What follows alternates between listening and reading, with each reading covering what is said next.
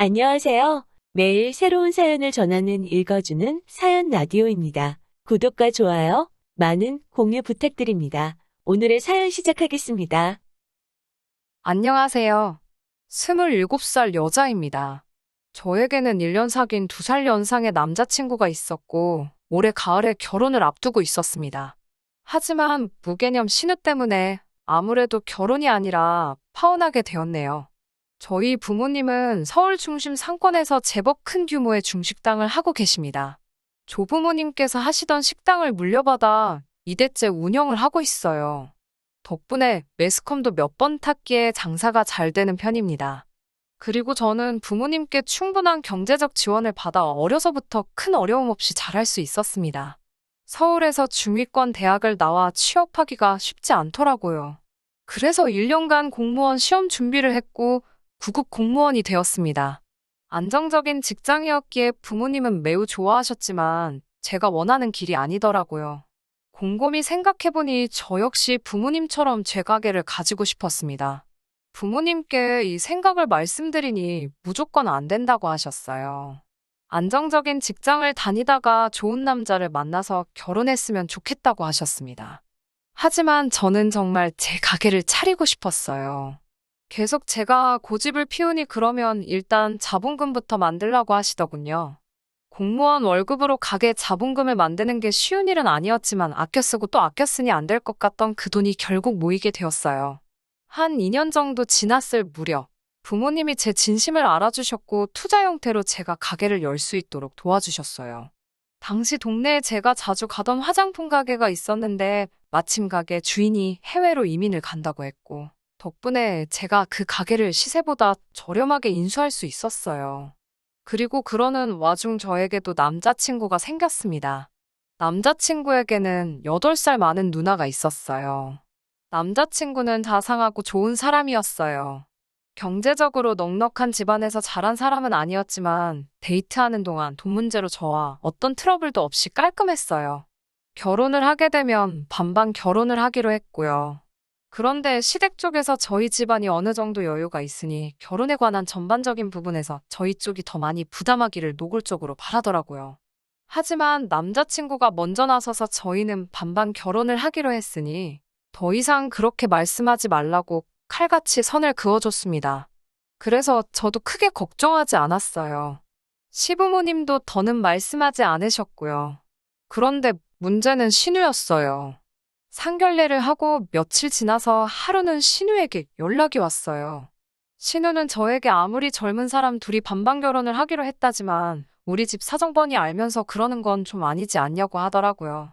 그러면서 경제적 여유가 있는 쪽이 좀 더 부담하는 게 뭐 어때서 그렇게 인색하게 구냐더군요.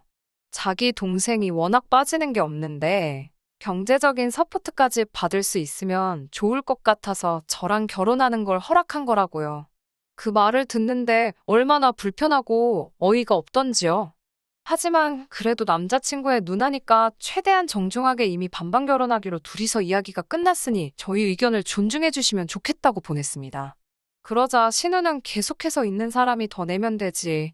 한 가족이 될 건데 왜 그렇게 칼같이 나누려고 하냐고. 남자는 군대까지 갔다 오니까 돈 모으기 더 힘든 거 모르냐고 뭐라고 하더라고요. 제가 남자친구 연봉이나 제가 버는 돈이나 절대 크게 차이 나지 않는다고. 왜 이런 이야기를 형님이랑 해야 되는지 모르겠다고 하니 신우가 우린 더 할 말 없으니 니네가 돈을 더 내라고 말하더군요. 니네라는 표현을 듣는데 순간 제 귀를 의심했어요. 이 연락 그대로 녹음을 해서 남자친구한테 보낼까도 했지만 결혼 전에 서로 감정 상하고 얼굴 붉히기 싫어서 제 선에서 어떻게든 정리하려고 했어요. 주변 친구들도 결혼 전부터 신우한테 밉보이면 답 없다고 그냥 돈 좀 더 쓰고 털어버리라고 하더라고요. 남자친구에게 최대한 상황을 순화해서 알리면서 벌써 신우 노릇을 하려는 것 같은데 나는 예애하면서는 못 사니까 집 혼수 다 해주는 그런 여자 찾으라고 했어요. 그러자 남자친구가 그건 누나 생각일 뿐이고 자기랑은 전혀 상관없다고 펄쩍 뛰더라고요.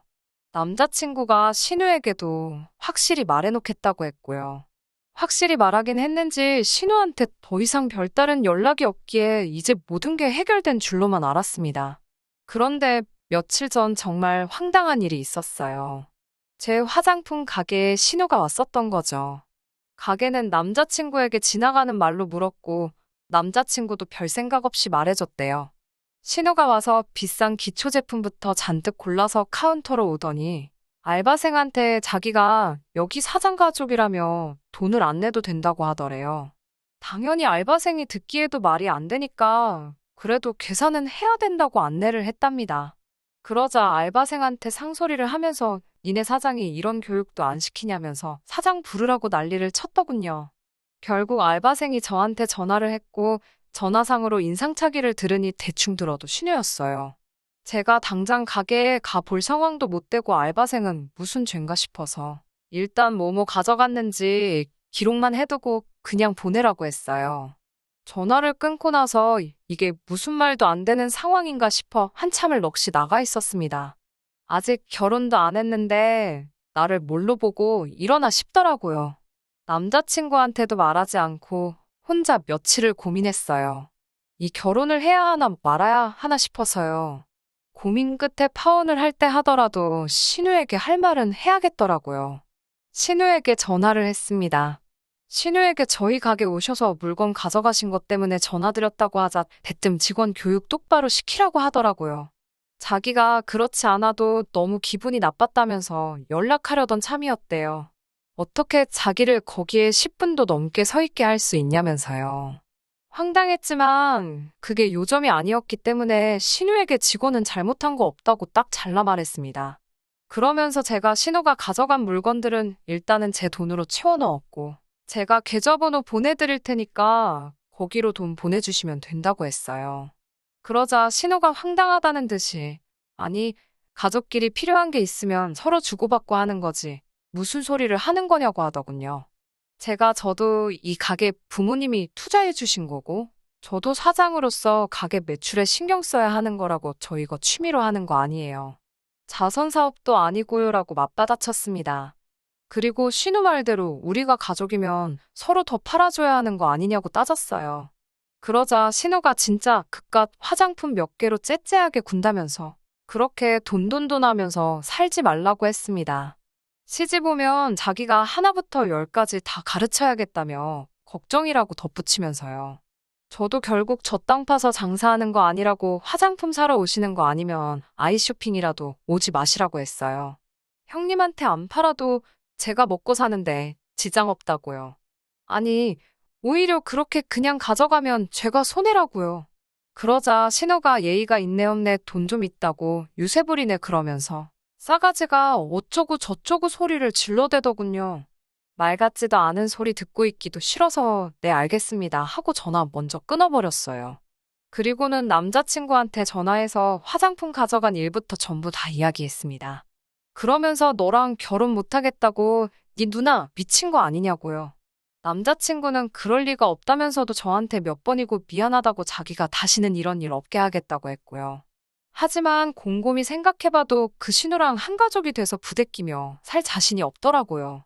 처음에는 홧김에 한 말이었지만 점점 결심이 확고해졌어요. 결국 친정 부모님께 그동안 신우와 있었던 일을 얘기하곤 결혼 못하겠다 하니 부모님도 경악하시며 잘 생각했다고 하시더군요. 이혼보다는 파혼이 낫다고요. 남자친구를 사랑하긴 하지만 저런 신우까지 가족으로 품을 수는 없었습니다. 남자친구와 시댁에서는 줄기차게 전화가 번갈아 가며 왔지만 하나도 받지 않았습니다.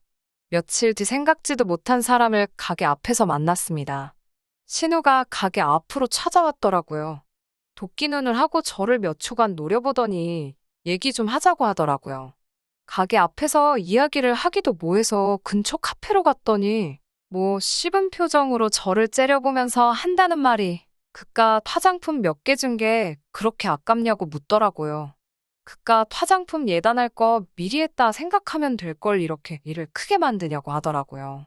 그러면서 지금이라도 죄송하다고 하면 내가 다시 결혼 진행해도 된다고 허락해주려고 했는데 안 되겠다며 으름장을 놓더라고요. 저도 이제 질세라 그쪽 허락 같은 거 필요 없고요. 마음 같아서는 절도죄로 신고해버리고 싶은데 그나마 남자친구 생각해서 봐주는 줄 알라고 했습니다. 손버릇 거지 같은 당신하고 가족할 생각 전혀 없으니까 다시는 제 가게에 찾아오지 말라고. 다음에는 영업방해로 신고할 거라고요. 신우는 계속 시근덕거렸지만 별 수 없으니 자리를 뜨더라고요. 그날 저녁 가게 문 닫고 집에 오니 현관 앞에 남자친구가 기다리고 있었어요. 저는 이제 이러지 말라고 했고, 그렇게 몇 번의 실랑이 끝에 남자친구랑도 잘 정리했습니다. 시댁 부모님도 저희 부모님을 찾아왔었지만 부모님이 좋게 거절하시고 보내셨다고 하시더라고요.